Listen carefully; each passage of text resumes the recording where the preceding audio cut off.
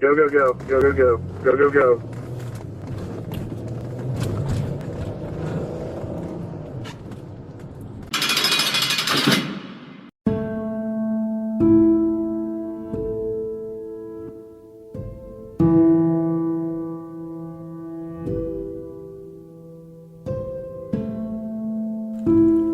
Folks, welcome back to another episode of The Fallen Badge.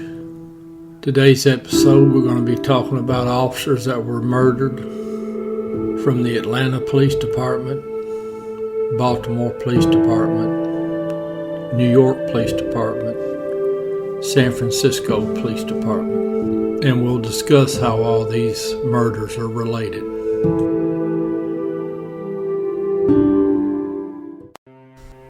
The time period we're going to be dealing with is the 1970s, which was a very turbulent time in this country. Now, there was an organization. Some resource material says that they were a splinter group from another organization. Other material says that they were the original group. Now, this particular group, which operated primarily from 1970 to 1981, most of the resource material describes them as a Marxist militant organization, a nationalist Marxist militant organization.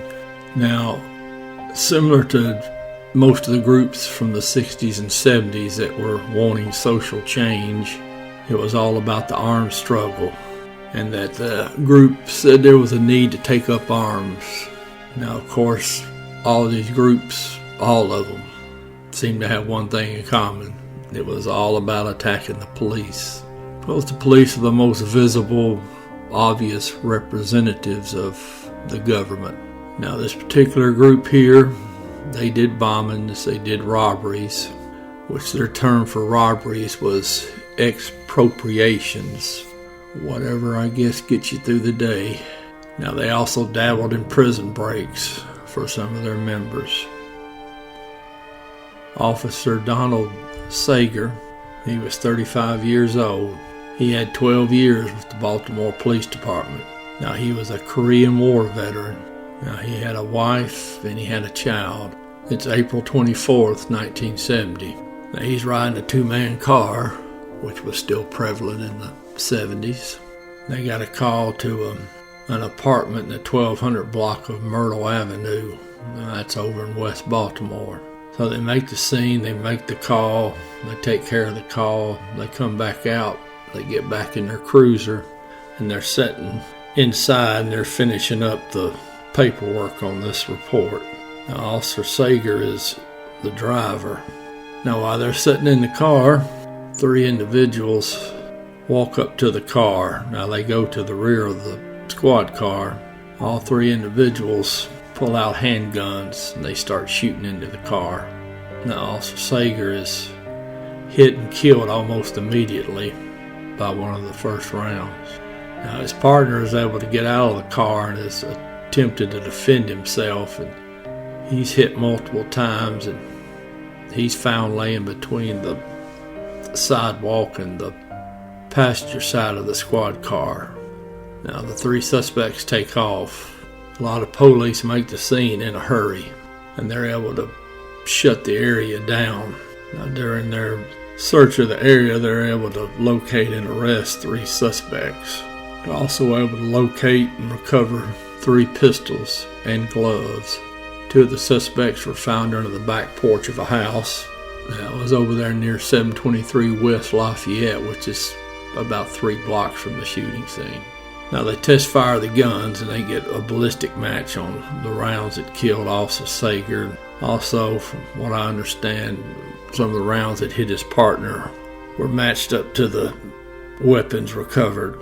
Now, according to the resource material, the third suspect was not arrested until several days later, so evidently one of the three with them that were initially arrested, they didn't have enough evidence to pin anything on him. In 1972, all three suspects charged were found guilty of first-degree murder and sentenced to life. One died in prison in 1980, one was released in May of 2010, and the third was released from prison March 4th of 2014. About 13 months later, city of New York, same group, strikes again. 2 officers, Joseph Pitini, who had 5 years on with the department. He was 28 years old. He had a wife and 2 daughters. Now his partner, Waverly Jones, he was 33 years old. He had 5 years with the department. So they, I would say, came out of that same graduation class. Now he was married and he had 3 kids. Now the 2 officers, they get a call over around 159th Street and Harlem River Drive.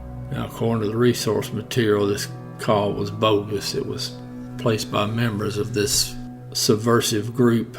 So they get to the Colonial Park housing complex there.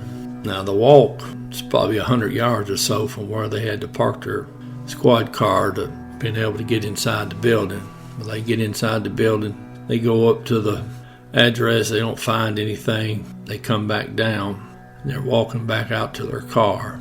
Now as they're walking along the sidewalk, there were 3 individuals standing or sitting on a car. In fact, one of the pictures included, it's going to be a white Mustang. One of the suspects was sitting on that white Mustang. So the officers walk by, they hang a left. 3 suspects that are sitting by the white Mustang, they creep up behind the officers and they start shooting. And this is about 10 p.m. Now Officer Jones, first round that hits him in the back of the head. He dies instantly. Now Officer Pitini, he is shot at least 13 times. Now those 13 shots caused, I believe, 22 gunshot wounds. In fact, according to witnesses, the suspects just kept shooting Officer Pitini and he just wouldn't die. And they pretty well emptied the guns they had. They took the gun away from Officer Jones, got Officer Pitini's pistol as well. They shot up all the rounds in those 2 guns as well. They just couldn't kill the officer. He died later en route to the hospital. Now, Officer Jones's pistol would later be recovered in San Francisco. Now, eventually, 3 suspects are arrested, and they're all sentenced to prison. One of those 3 died in prison. One is still in prison as far as I know, and the third was paroled in 2018. Now, that one is still in prison. I believe some of the resource material may have mentioned he was paroled here recently, but I could be mistaken. 3 months later, it's August 29th, 1971, San Francisco, California. Sergeant John Young, he's 51 years old. He's got 22 years on. And he's married. Now, he's assigned to the Ingleside District Police Station. He's inside the building. It's him and a civilian typist. Other than that, the precinct only has one other occupant, and that's an officer who's on another floor of the building. 5 or 6 individuals from this same group, they go into the police station. Now, they had sent a member in days earlier to scope out the layout of the police station and where everything was located, so they pretty well knew where they were going. Now, where the desk sergeant is assigned, there's bulletproof plexiglass from the desktop all the way to the ceiling. But now there is a port. I would call it a gun port, but it's actually meant just so the officer behind the desk can speak to whoever comes to the desk. Sergeant had to look up and see the individuals coming in heavily armed, so he ran to try to get that little door closed on that window in the plexiglass. Now, he didn't quite make it. One of the suspects was able to stick a 12-gauge shotgun through the opening, shoot and kill Sergeant Young. And the suspect wasn't happy with just shooting the sergeant once. Shot him multiple times with the shotgun. He then also shot and wounded the civilian employee. Now, suspects would be apprehended later during an attempt to murder 2 other San Francisco police officers. One of the guns recovered from this group was Officer Waverly Jones' pistol. So that gun had traveled across the country. Now, Sergeant Young's case had stayed unsolved for a long time. Now, eventually in 2009, 2 of the suspects involved in the shooting and received some time in California.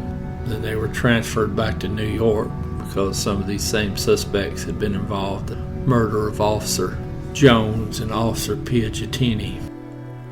It's 3 months later, November 3rd, 1971. Officer James Green, He's riding a one-man car, Atlanta Police Department. He's 27 years old. Now, he was a U.S. Army veteran. His mom and daddy were still alive. He had some brothers and sisters. Now, I'm not sure the exact location where he was shot and killed.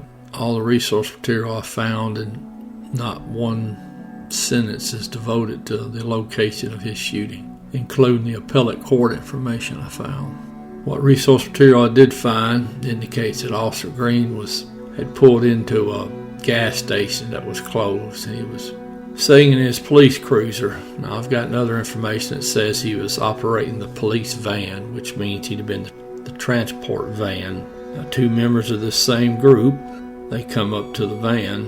One of the individuals asks him a question, and the other one pulls out a pistol and starts shooting. Officer Green was shot multiple times. Now, they were able to take Officer Green's service weapon and his badge, which was part of the MO of this group. Most of these cases, after they had shot and killed the officer, they took his badge and his gun. That was to prove to the other members that they'd actually done the deed. Now, it would be a little over 2 years later, one of the two suspects that was involved in the killing of Officer Green, he was shot and killed during a shootout with NYPD and the FBI. That was November 14th, 1973. Now, the second suspect, he remained unknown and anonymous for quite a long time. He changed his name. For about 20 years or so, he was good to go. And then it got to be almost 30 years. 2001, city of New York, suspect's living girlfriend accuses him of molesting her 14-year-old daughter, so he's arrested.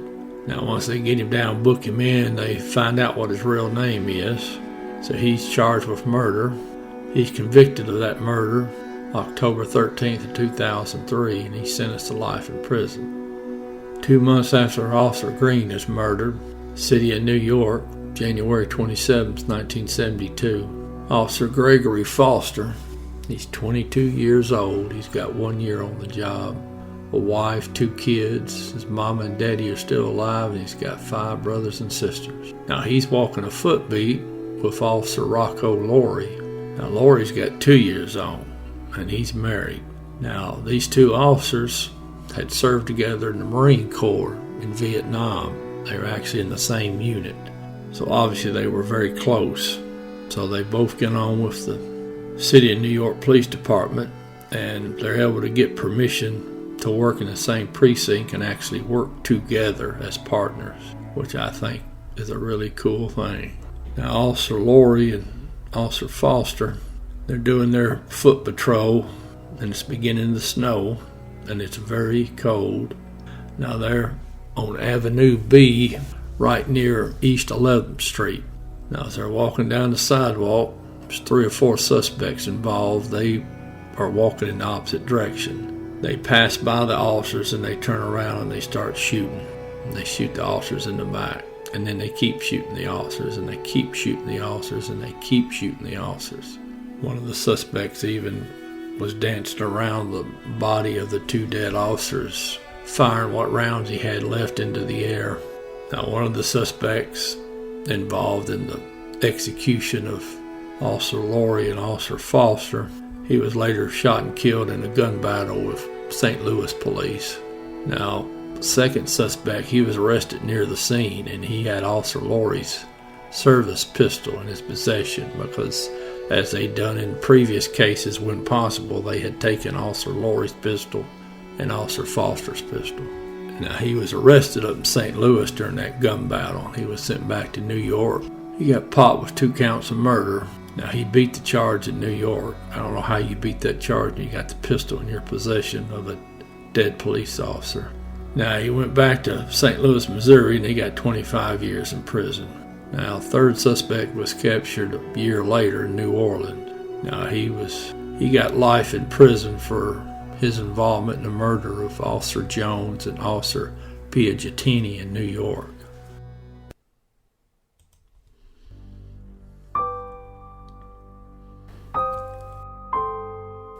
Officer Donald W. Sager. End of watch, April 24th, 1970. Officer Joseph A. Pitini. Officer Waverly M. Jones. End of watch, May 21st, 1971.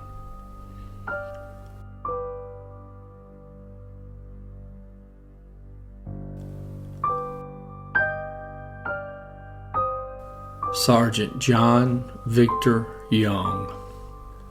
End of watch, August 29th, 1971. Officer James Richard Green. End of watch, November 3rd, 1971. Officer Gregory Philip Foster. Officer Rocco W. Laurie. End of watch, January 27th, 1972.